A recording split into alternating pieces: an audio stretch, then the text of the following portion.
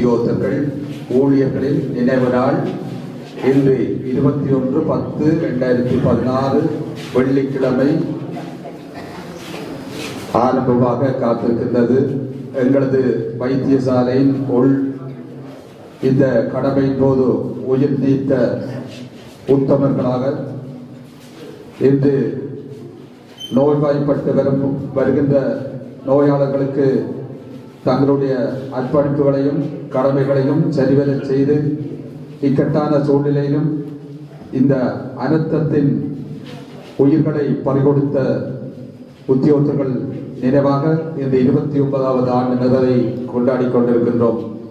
இந்த சாவின் மூலம் தங்கள் உயிரை அர்ப்பணித்த எங்களுடைய கடமையின் போது கடமையாளர்களுக்கும் எங்களது இந்திய வருகை தந்த யாழ் போதனா வைத்தியசாலை வைத்திய நிபுணர்கள், வைத்தியர்கள், வைத்திய உத்தியோகத்தர்கள், தாதிய உத்தியோகத்தர்கள், தாதியர்கள், அலுவலக உத்தியோகத்தர்கள், போதனா வைத்தியசாலை சகல உத்தியோகத்தர்களுக்கும் எமது மனமார்ந்த இரங்கலுடைய நிகழ்வுகளை வருக வருக என்று வரவழைத்து இந்த மகுன பிரார்த்தனையை ஆரம்பிக்க இருக்கின்றோம்.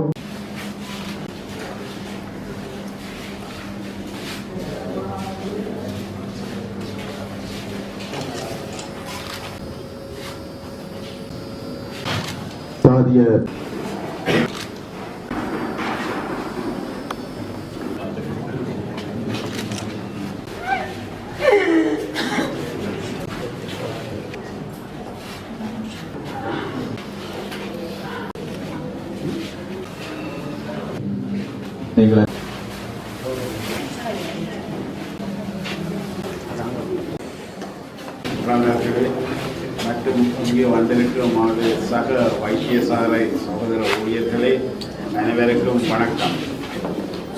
இன்றைய தினம் நடந்த 87ஆம் ஆண்டு 21ஆம் தேதி நமது வைத்தியசாலையில் மரணித்த நமது 21 ஊழியர்களின் நினைவாக நிகழும் இந்த அஞ்சலி நிகழ்வு உண்மையிலேயே ஒரு வாழ்க்கையில் மறக்க முடியாத ஒரு துன்பகரமான நிகழ்ச்சி. அவர்கள் அன்றைய தினம் பலத்த சிரமங்கள் மத்தியிலும் கடமை உணர்ச்சியின் காரணமாக நமது வைத்தியசாலைக்கு கடமைக்காக வந்தவர்கள்.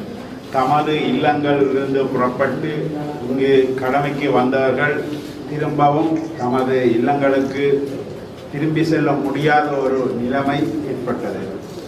உதாரணமாக நாங்கள் இன்று இல்லத்திலிருந்து நமது கடமைகளுக்காக வந்து திரும்பி செல்லாவிட்டால் நமது குடும்பத்தினர் எவ்வளவு தூரம் பாதிக்கப்படுவார்களோ அதே பாதிப்பை அவர்களது குடும்பத்தினர்கள் உறவினர்கள் அனுபவித்திருப்பார்கள் என்பதில் நமக்கு ஐயமில்லை.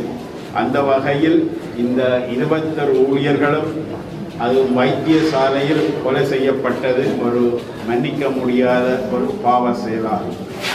சர்வதேச நியமங்களின்படி போர் சட்டங்களின்படியும் வைத்திய நோயாளிகளை கொண்டு செல்லும் நோயாளர் காவு வண்டிகள் என்பன தாக்குதலிலிருந்து விலகி இருக்க வேண்டும் என்பது சர்வதேச சட்டம். அதையும் மீறி எமது வைத்தியசாலையில் நடந்த இந்த கொடூர சம்பவம் இன்றும் எமது ஊழியர்களை பாதித்திருப்பது அவர்களின் இந்த அஞ்சல் நினைவுகள் வருடம் நிறைவு செய்வதிலிருந்து எங்களுக்கு மிகவும் புறப்படுகின்றது. அந்த வகையில் இப்படியான நிகழ்வுகள் இனி எந்த ஒரு வைத்தியசாலையும் நிகழக்கூடாது என்பதே எமது விருப்பம். அந்த வகையில் எமது இந்த ஊழியர்களுக்கு நாங்கள் செய்யும் அஞ்சலி அவர்களது விட்ட பாதையை தொடர்ந்து கடமை உணர்வோடு நமது நோயாளிகளுக்கான சேவையை தொடர்வதே ஆகும். எனவே இந்த வகையில் இந்த படுகொலை செய்யப்பட்ட 21 பேருக்கும் அத்துடன் நமது எண்ணிக்கை தெரியாத அளவு நோயாளிகளும் அன்றைய தினம் இறந்திருக்கிறார்கள்.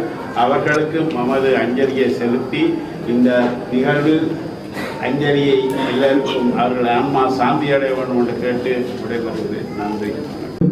எங்களுடைய இதயத்தில் நிலைநிற்கின்ற ஒரு விடயமாக அமைகின்றது என்பதை தன்னுடைய உரையிலே இரங்கல் உரையிலே செலுத்திச் செல்கிறார்.